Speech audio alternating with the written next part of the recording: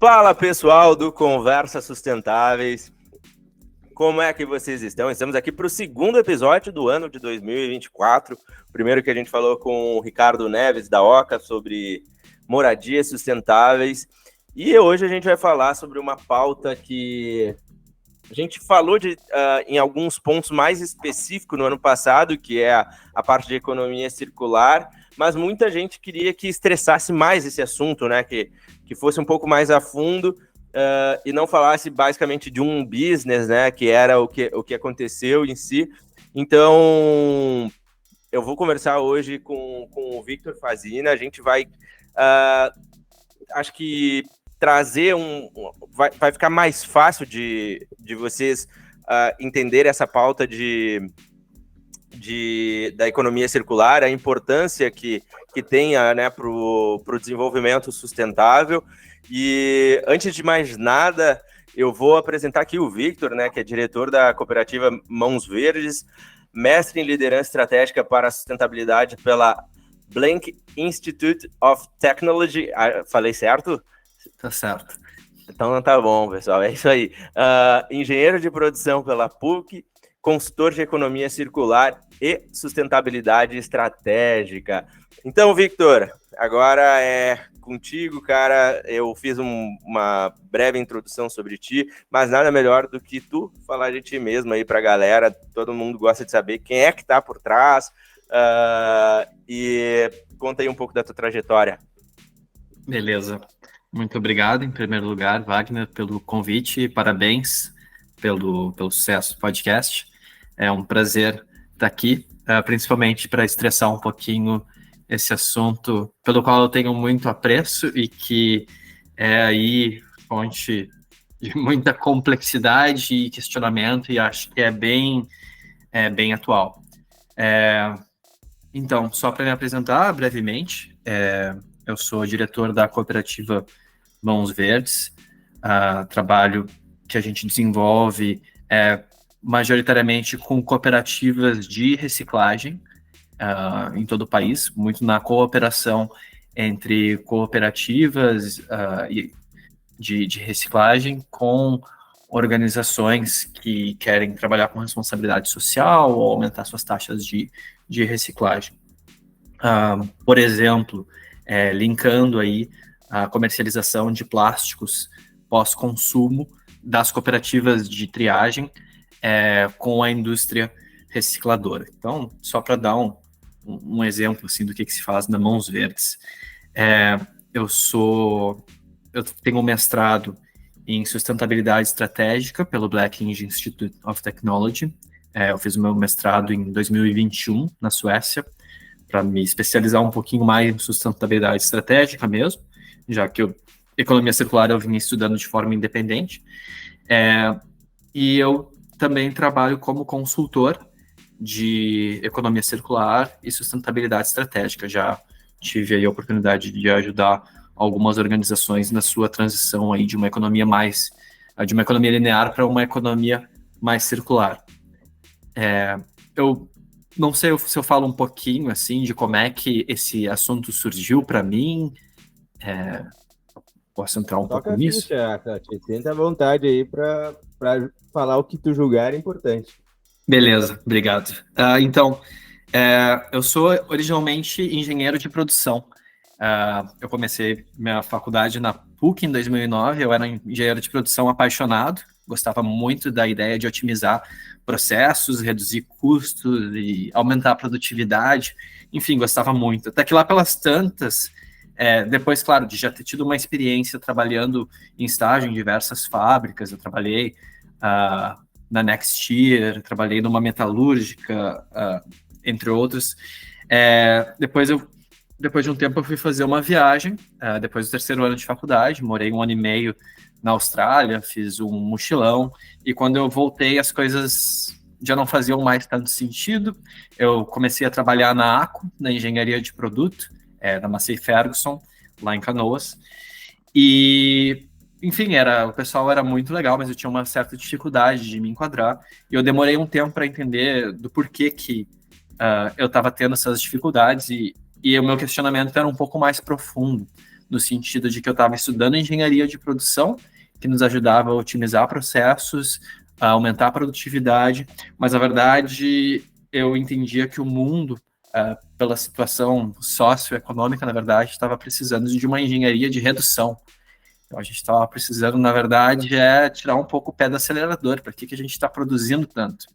Então eu tive esse insight, assim, não sei especificamente o porquê, mas eu demorei um pouco de tempo, até pensei em sair da faculdade, trocar, fazer outra coisa, mas lá pelas tantas, aí, seguindo trabalhando em fábricas e tudo mais, chegou a hora de fazer o TCC, e foi na hora do TCC que, pela eliminação de assuntos possíveis, eu cheguei no assunto de logística reversa.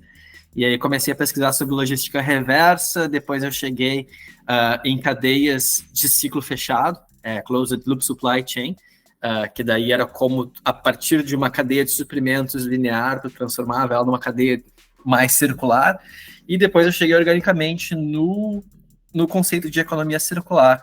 Na época que eu apresentei meu TCC foi até um choque, assim, eu estava apresentando para o diretor do curso e para o pessoal, e eles se olharam, faz sentido. E isso lá em 2015 ainda era uma novidade. E a partir daí eu me apaixonei pelo tema da economia circular e segui estudando independentemente. Comecei a trabalhar na Mãos Verdes e hoje em dia eu consigo estar muito mais próximo. Então, de forma bem resumida, essa é a minha trajetória aí há algum tempo. Muito massa. Eu costumo dizer, né, que o lado bom, assim, de conversar com pessoas que atuam na sustentabilidade, na grande maioria, são pessoas que se identificam, né, de alguma forma, sentem um senso de pertencimento, de propósito, qualquer pessoa pode dar o seu nome. Por isso, né, que atua com sustentabilidade, agora que é visto mais como uma operação de business mesmo, né? Mas quem começou no início era muito mais por, preciso contribuir de alguma forma, quero me inserir nesse meio, então isso é muito legal. E parabéns aí por toda essa trajetória.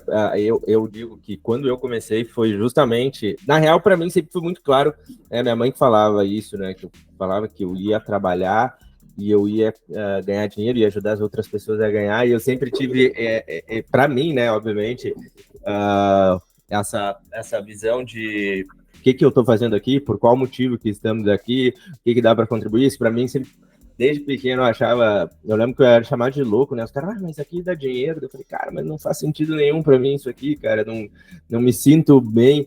E aí foi onde por isso que desde que eu me entendo por gente, eu sempre tentei empreender com pautas ligadas à sustentabilidade, sempre fui meio também nessa vertente, porque era algo que para mim fazia sentido. E hoje mesmo estava conversando com o nosso time, com o objetivo de que quando a gente estiver lá na frente, mais avançado, a gente olha para trás e fala, pô, eu tentei aqui, estava lá tentando construir. Mas, Tchê, vamos falar um pouco sobre o contexto, né, a importância da economia circular, porque a gente está tendo esse papo hoje. E então, assim, explicar de repente, que nem tu disse, de uma produção numa economia linear, e por que agora veio esse conceito, né, da economia circular. Aqui, de repente, eu vou te fazer algumas perguntas que eu já saiba e que tu vai falar, pô, é sério essa pergunta? Mas é bom para todo mundo, assim, porque vai ter a galera que já nos acompanha há tempo, mas vai ter a galera que vai cair de paraquedas no primeiro episódio, ou tu vai lá compartilhar com alguém também e vem alguém novo. Então, se puder contextualizar aí pra gente. Claro. Tranquilo. Então, é sempre um pouco difícil contextualizar e definir economia circular, né? Acho que, por mais que esse tema já esteja aí mais próximo do mainstream, nos últimos anos ainda tem muito debate em torno da definição. Então, antes de definir qualquer coisa, acho importante contextualizar que a economia circular ela surge como uma alternativa ao modelo atual, ao modelo linear, que é o que em inglês o pessoal chama do take, make, dispose, que é tu extrai, tu faz, tu produz e depois tu descarta. E E esse modelo atual fez sentido por muitos e muitos anos, desde a Revolução Industrial, a partir de uma crença de que nosso planeta tinha recursos infinitos e que eram inesgotáveis. Então, fez sentido e serviu para o desenvolvimento tecnológico, para o desenvolvimento da nossa qualidade de vida por muitos anos. Até que, mais recentemente, quando começaram a surgir aí algumas discussões relacionadas aos limites do crescimento, mais notadamente, aí a gente pode citar, por exemplo, a obra de 72, que é propriamente os limites do crescimento, como assim um marco do início da discussão da sustentabilidade na vida moderna, quando começou a se entender que, na verdade, tinham limites. Então, assim, resumindo, fechando um pouco tudo isso que eu abri, a economia circular, ela vem justamente como uma alternativa a esse sistema linear, no qual a gente extrai os recursos, no qual a gente faz um uso indiscriminado, no qual a gente consome e no qual a gente descarta, e que gera uma série de impactos, não só vindos do descarte desse material, mas durante todas as fases, desde a extração, uso, consumo, enfim. E nesse sentido, a economia circular visa oferecer um modelo que dissocia o bem-estar social, que dissocia o crescimento econômico dos impactos no meio ambiente e também, de certa forma, dos impactos sociais. Mas essa é uma discussão um pouco mais complexa ainda, acho que a gente pode ficar mais na parte ambiental. E nessa, eu não sei se a gente já entra um pouco na parte da definição, posso seguir? Toca, veja. Tá. Então, eu acho importante também, nessa dificuldade de definição, eu acho importante também dar um passo atrás e entender. A economia circular, ela surgiu assim como buzzword mais recentemente, aí, a partir de 2010, principalmente, assim, acho que entre 2010 e 2013 foi quando começou a se falar bastante, assim, quando começou a aparecer, por exemplo, no Fórum Econômico Mundial, quando a ONU começou a falar a respeito, quando a União Europeia, quando grandes instituições começaram a usar esse termo.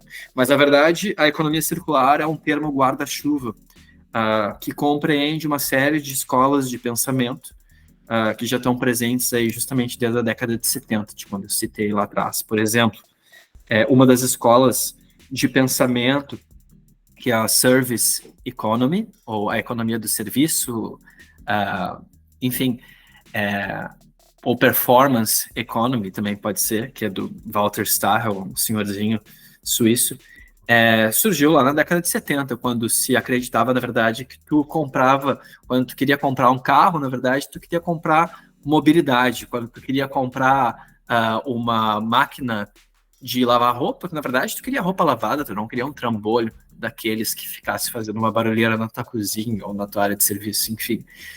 E pra gente recapitular, né, muitas organizações já vinham fazendo uso desses conceitos há muitos anos, a própria Xerox, por exemplo. Meio que, acho que bastante gente sabe que a Xerox, por exemplo, não vendia as suas copiadoras, elas eram todas alugadas, e, portanto, eram máquinas que duravam por muito e muito tempo, e era um modelo de leasing. Isso já é uma prática que, hoje em dia, ainda é considerada super moderna como uma prática de economia circular. Existem também outras escolas de pensamento mais modernas, como tem Cradle to Cradle, que é do berço ao berço, tem também ecologia industrial, capitalismo natural, ou a própria economia regenerativa, biomimética, enfim, essas são algumas escolas de pensamento que estão intrincadas nesse conceito guarda-chuva de economia circular e ainda em definição. Massa. Quando a gente fala de economia circular, né, desde o processo, né, de pensar, né, o produto, normalmente quando tu traz algo para uma empresa, eu vou falar empresa, porque grande parte do nosso público ou é executivo, ou é o próprio empreendedor que está olhando, né, seja via YouTube ou escutando via Spotify, o que isso impacta no seu negócio, né? Porque por que tá se falando nisso e por que na tua visão ele deve olhar isso, né? O que isso tem a ver com esses tempos eu estava conversando com um parceiro meu também que trabalha numa grande empresa. Daí ele fala, cara, agora tá na moda, todo mundo falar dos 3R, 5Rs e não sei o quê. Então, olhando num viés de negócio, onde é que a economia circular se encaixa e isso pode se tornar um custo ou algum benefício, uma vantagem competitiva para alguma empresa? Eu acho que sim, eu acho que pode se tornar uma vantagem competitiva e já se torna, e esse é um debate, inclusive, no sentido de que muitas organizações fazem uso de estratégias da economia circular, mas também se apropriam e cooptam o recurso, às vezes, para fazer greenwashing. Enfim, mas pode ser, sim, uma vantagem, assim como pode ser um custo.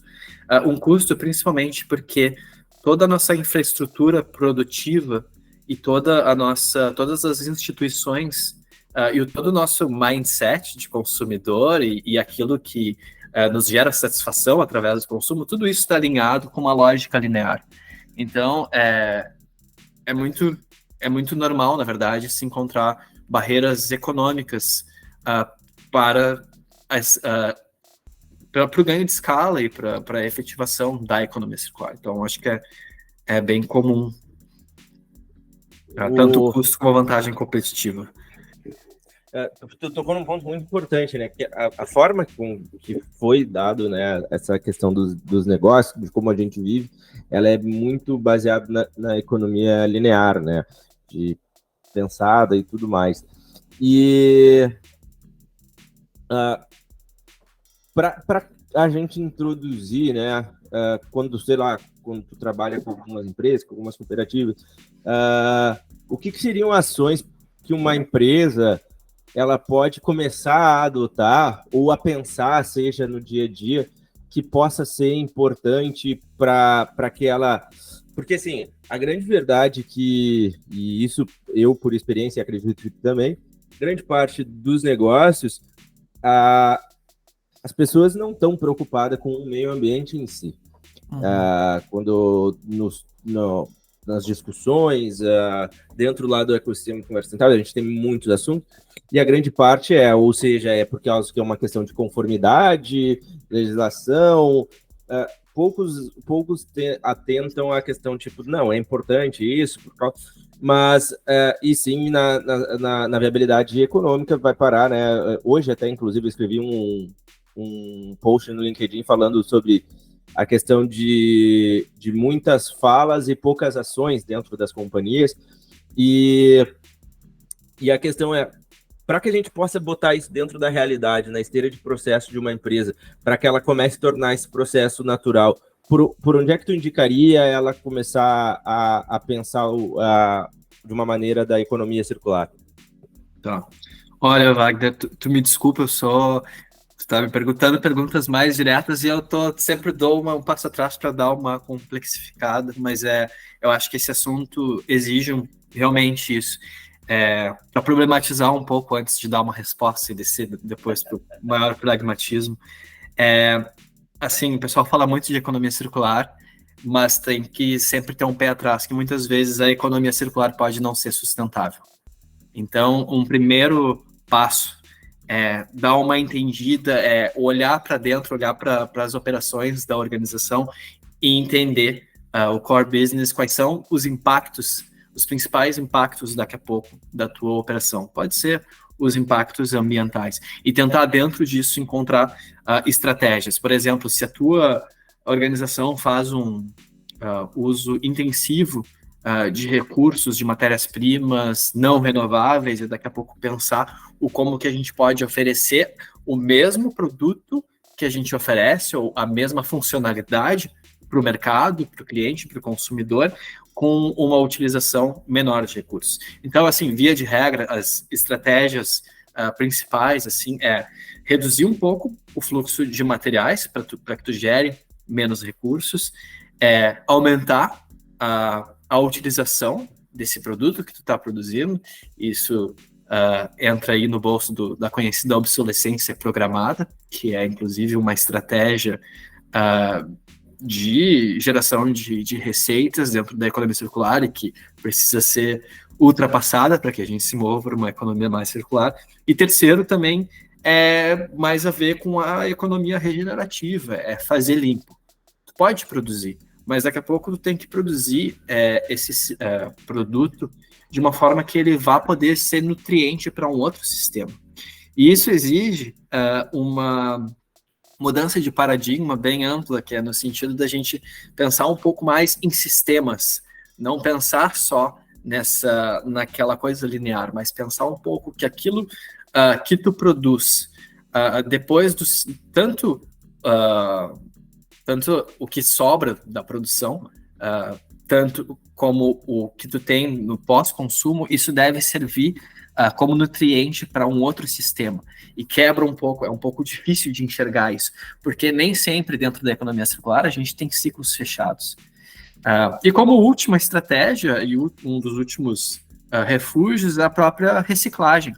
Mas ainda assim a reciclagem é uma das estratégias que tem menor chance de captura de valor. Mas ela é uma estratégia que serve à economia circular ainda. Ela faz a manutenção, então... E, claro, ela é importantíssima, mas por isso, por exemplo, que ela é tão difundida. Perfeito. Eu gostaria que tu voltasse umas casinhas ali, que tu tocou num ponto bem interessante, que às vezes a economia circular não é sustentável. Pode destrinchar um pouco isso, um pouco mais pra gente? Sim.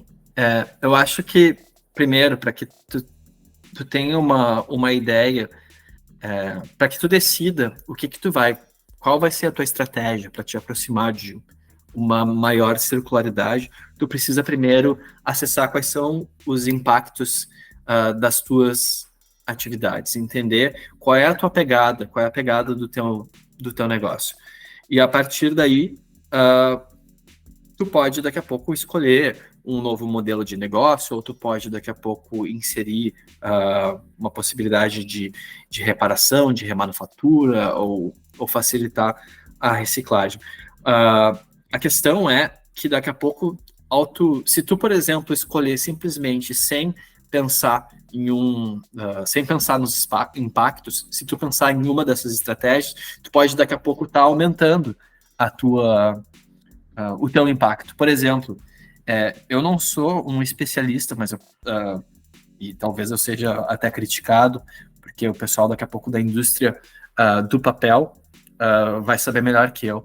Mas o papel reciclado, por exemplo, ele pode fazer o uso de aditivos que daqui a pouco são mais nocivos para o meio ambiente. Daqui a pouco, não sei se reciclar papel era a melhor estratégia, será que não tinha um outro uso para isso? Enfim, uma outra possibilidade. É um exemplo bem vago, assim, eu nem pensei muito, mas às vezes a própria operação de fechamento de ciclo daqui a pouco vai incorrer na utilização de produtos ou estratégias que vão ser mais nocivos ao meio ambiente. Tu vai, daqui a pouco, produz um monte de coisa, e daqui a pouco, para fazer esses produtos retornarem para operações de fechamento de ciclo, tu vai ter um gasto enorme, vai ter uma emissão enorme de CO2. Então, é bem particular, assim, não me vem nenhum exemplo prático agora na cabeça que eu possa falar, mas a gente já viu, assim, na prática e na consultoria. Perfeito. Essas questões, né, que nem a gente está falando, da economia circular, ela vem sido cada vez mais latente nas empresas. Eu sei que tu tá fora do Brasil, mas eu sempre gosto de trazer pautas para o nosso mercado, para a nossa realidade, porque eu vejo que a gente aqui no Brasa, a gente gosta de enlatar muito produto de fora e usar aqui como se fosse a mesma questão, sem adequar a nossa realidade, sem adequar, às vezes, o padrão, né, do brasileiro, o padrão de consumo, então, que é bem diferente, principalmente dos países ricos. Quais iniciativas que tu vê como uma tendência, uma questão que vem se também, de repente, sendo trabalhadas melhores as empresas? O que precisa ser feito para, de repente, esse assunto ser mais relevante também nas empresas? Será que falta trabalhar melhor o nível de conscientização, de educação, melhorar os processos tecnológicos para que sejam com um tempo mais baratos a adesão de novas ações visando a economia circular? Se puder trazer uma visão assim de quem está atuando e o que tu enxerga para esse e para os próximos anos nessa questão das iniciativas vindo da economia circular. Então, eu não sei se eu entendi muito a tua pergunta, assim, a parte mais direta é quais são as iniciativas que estão prosperando, assim, no contexto da economia circular, exemplos, e trazer um pouco para o Brasil. Eu acho que no Brasil, assim, esse termo ainda é muito recente. Acho que é muito recente ainda que as organizações estejam frente a frente com isso. Eu acho que muitas organizações estão indo pelo lado do fechamento do ciclo. Ou seja, eu coloco um produto no mercado e eu estou preocupado, na verdade, com, daqui a pouco, retirar o mesmo volume de materiais desse mercado, do que eu coloquei. Por exemplo, a compensação através de mecanismos de reciclagem e de créditos de reciclagem. Por exemplo, estava vendo uma organização que produz lá uma sandália que é vegana, o material é reciclável, é bonita, é tudo ecológico, não explora a cadeia, e eles ainda compensam em 200%. Eles têm eles reciclam mais de 200% do que eles colocam no mercado. Então, acho que essa é uma prática que no mercado do Brasil o pessoal está fazendo bastante, uma coisa de fechamento de ciclo. Por exemplo, tem o próprio projeto da Havaianas, que é o Reciclo, que também procura tirar, que foi uma participação, inclusive, há uns anos atrás, que eu tive envolvido também junto com a Trechim, como é que o pessoal também faz para fechar esse ciclo do que eles colocam. Então, acho que essa tem sido uma prática bem normal, mas eu acho que essa prática ainda ela é uma prática mais assim do que se chama em inglês de low hanging fruits, ou seja, são as práticas ainda possíveis. E eu acho que está muito bom, eu acho que muita gente pode simplesmente criticar, mas eles estão reciclando. Enfim, é claro, beleza, ainda tu não está revertendo, mas é uma preocupação, tu tem um objetivo, tu está começando. Então, eu acho que é uma grande coisa. Eu acho que, assim, de forma mais efetiva, algumas soluções interessantes são de mudanças de modelo de negócio. E aí eu vou citar, por exemplo, próprio uso bem batido assim, das bicicletas, da sharing economy.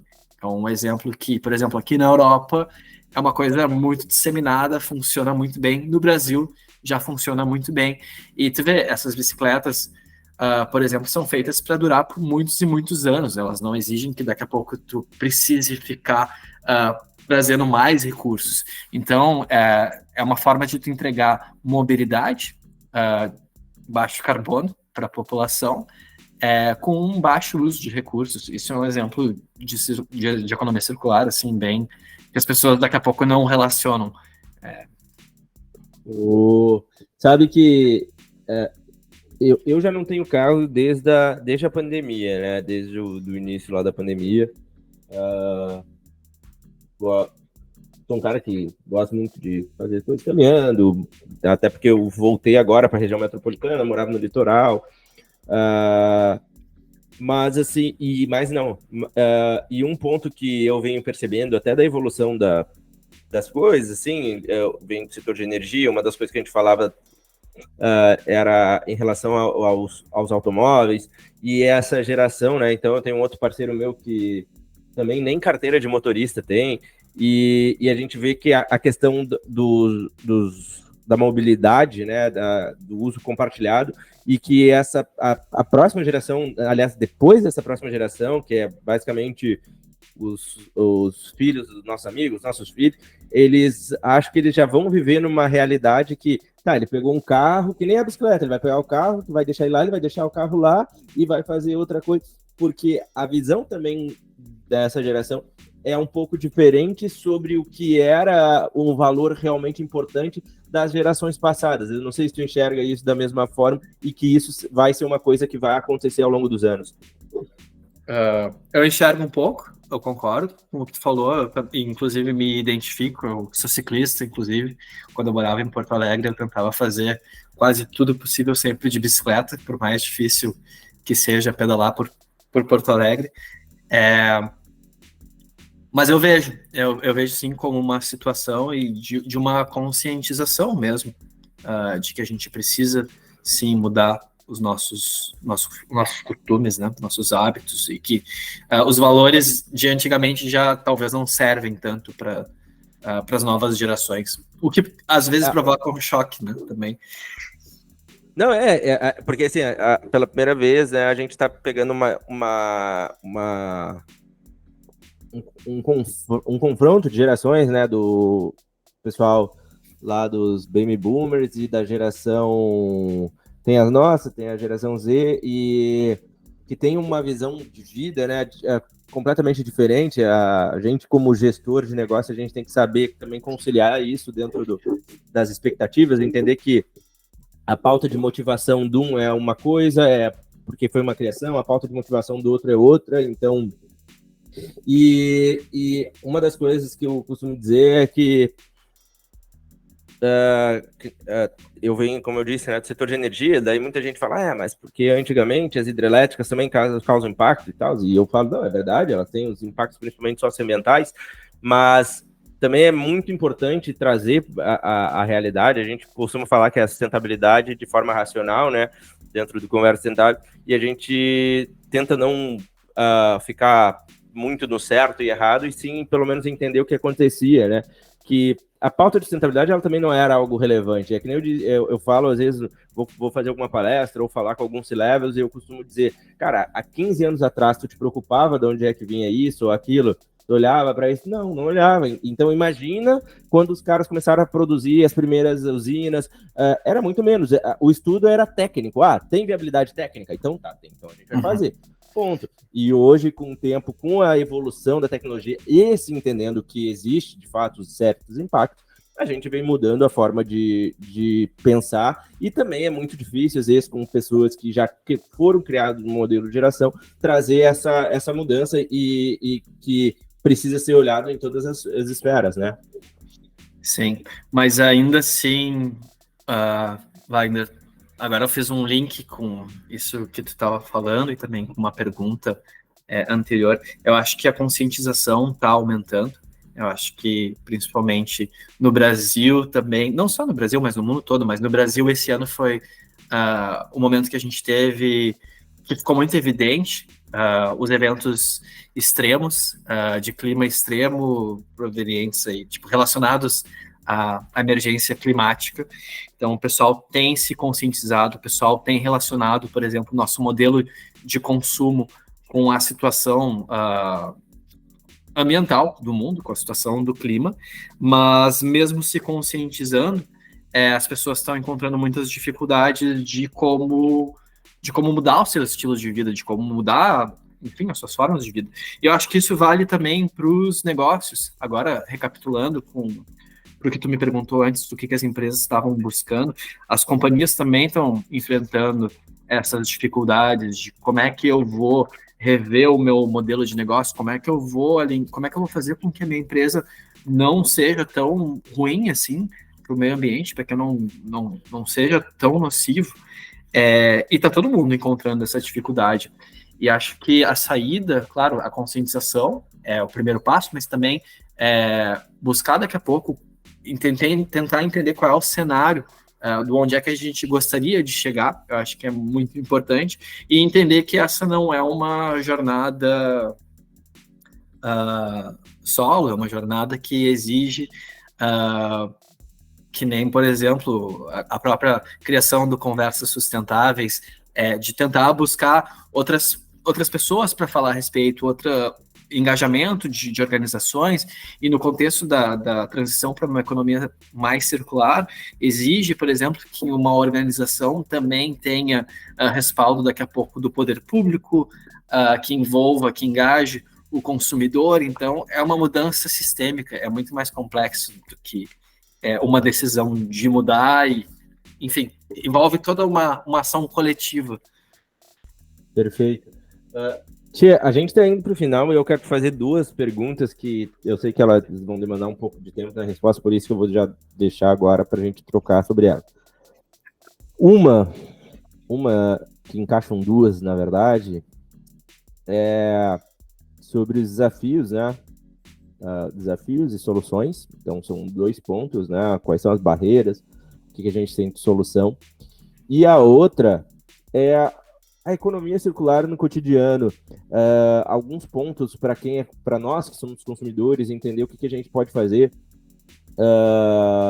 como as empresas, governos podem se envolver, porque dentro do nosso ecossistema lá do Conversas Sustentáveis, a gente costuma dizer que a sustentabilidade é um dever de todos e não é possível terceirizar, porque é muito fácil jogar a culpa na empresa, depois no governo. Eu costumo dizer que a gente fala, mas daí na hora de compra tu prefere comprar o mais barato sem se preocupar com uma série de coisas. Então, gostaria que tu trouxesse um pouco desses pontos aí que eu te disse aí. Tá. Eu acho que desafios. Primeiro, eu vou colocar de uma forma mais ampla, assim, o desafio. Eu vou dar um exemplo. Tem uma organização holandesa que faz o Gap da Circularidade Global.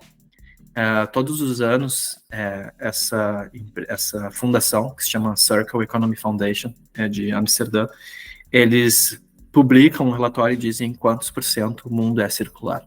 E é um pouco surpreendente que todos nós estamos ouvindo mais sobre a economia circular, mas desde que foi lançado esse relatório, vem reduzindo-se o índice de circularidade mundial. Baixou já de 9 ponto alguma coisa por cento para 7 ponto alguma coisa. Agora, final de janeiro, eles lançam um novo. E o porquê que isso acontece? Uma das principais razões é que, beleza, sim, estão aumentando práticas de circularidade no mundo todo, mas ainda assim, o modelo vigente e o investimento no aumento da capacidade produtiva, o aumento do investimento no sistema linear também está aumentando. Então, esse é um primeiro desafio de como é que, na verdade, a gente consegue aumentar o alcance da economia circular e mudar um pouco a mentalidade desse sistema. Tô falando num contexto, assim, bem mais amplo, tá? Porque eu acho que é um pouco difícil, daqui a pouco, de diminuir a escala para o que eu posso fazer no dia a dia. E não é que a gente possa, não é que a gente deva ficar parado, enfim. Acho que a conscientização é importante, mas é tentar entender daqui a pouco nos seus ciclos o que cada um pode fazer. E isso também envolve, daqui a pouco, envolvimento em ações coletivas. Claro, não é só separar o lixo, apesar de que isso já é muito importante, e também saber o que é que se está consumindo. Também, claro, é muito importante. Eu vou optar por aquela marca daqui a pouco que tem uma certificação de sustentabilidade, que eu sei que é sustentável. Mas ainda assim, sustentabilidade é muito complexo para ser simplificado dessa forma, e na verdade, no frigir dos ovos, todos nós estamos aí correndo, muita gente, né, acho que está correndo atrás no Brasil, de se sustentar, e não tem muito espaço para se preocupar com isso. Então, eu não sei se eu concordo tanto com a colocação de que... É a autopreservação, às vezes o cara, para chegar na preservação, ele precisa se autopreservar, né? E aí Exato. Acaba... Mas, enfim, acho que acabei divagando um pouco mais, que eu acho que existe a solução, claro, ela é tanto top-down como bottom-up, ou seja, ela é tanto de alguns decisores como da sociedade para cima. Mas eu acho que tem muita gente, por exemplo, daqui a pouco, que está em capacidade de tomar decisões que afetam muitas pessoas e essas decisões não estão sendo tomadas. E acho que isso dificulta bastante também para as pessoas que se conscientizam e que fazem toda uma estrada. Eu, por exemplo, é muito difícil exigir, poxa, pensa que no Brasil quantas pessoas estão aí em situação de insegurança alimentar ou de insegurança financeira, insuficiência financeira, e ainda exigir dessas pessoas que se faça alguma coisa e colocar a culpa no consumidor. Assim, eu não sou acho que as organizações, os municípios, os estados, o país deveriam tomar um pouco mais à frente. E acho que tem muita coisa legal acontecendo, tem cidades se comprometendo, tem grandes empresas do setor de energia se comprometendo, o país tem várias iniciativas interessantes. Só que talvez a coisa não vá tão rápido quanto a gente precisa. É mais isso. Enfim, eu acabei falando num sentido mais amplo, mas eu acho que sim, a economia circular oferece uma série aí de possibilidades, de soluções. A gente só precisa investir e também parar, dar um passo atrás para pensar que daqui a pouco a gente também precisa mudar um pouquinho o paradigma. Perfeito. Cara, muito bom. Brigadão aí pelo teu tempo. Acho que a gente conseguiu passar bem aí em alguns pontos. Óbvio que cada ponto aí daria para fazer um episódio, a gente poder estressar, mas para a galera que ficou aqui até o final, acho que deu para dar uma visão muito boa. Agradeço o tempo de quem ficou até o final. Pode nos seguir nas mídias sociais também. Tudo Conversas Sustentáveis, não tem erro, em qualquer mídia. E, Victor, quero que tu deixe também teus contatos para quem quiser te achar, tirar alguma dúvida, bater um papo, levar esse podcast mais adiante. Claro, pode deixar. E muito obrigado, Wagner, aí por todo o espaço. Um abraço. Show. Não, só passa teus canais de contato pra galera, quem quiser te achar ou falar contigo. Tá. Bueno, passar e-mail, essas coisas, é Victor Facina. Sei lá, o que tu preferir que a pessoa te... Não, pode ser no meu LinkedIn mesmo, não tem erro, é Victor Facina, ou pode ser victorfacina@gmail.com, meu e-mail, estarei lá. Show de bola, pessoal. Victor, grande abraço e mais uma vez, obrigadão pelo teu tempo aí. Valeu. Abraço. Obrigado.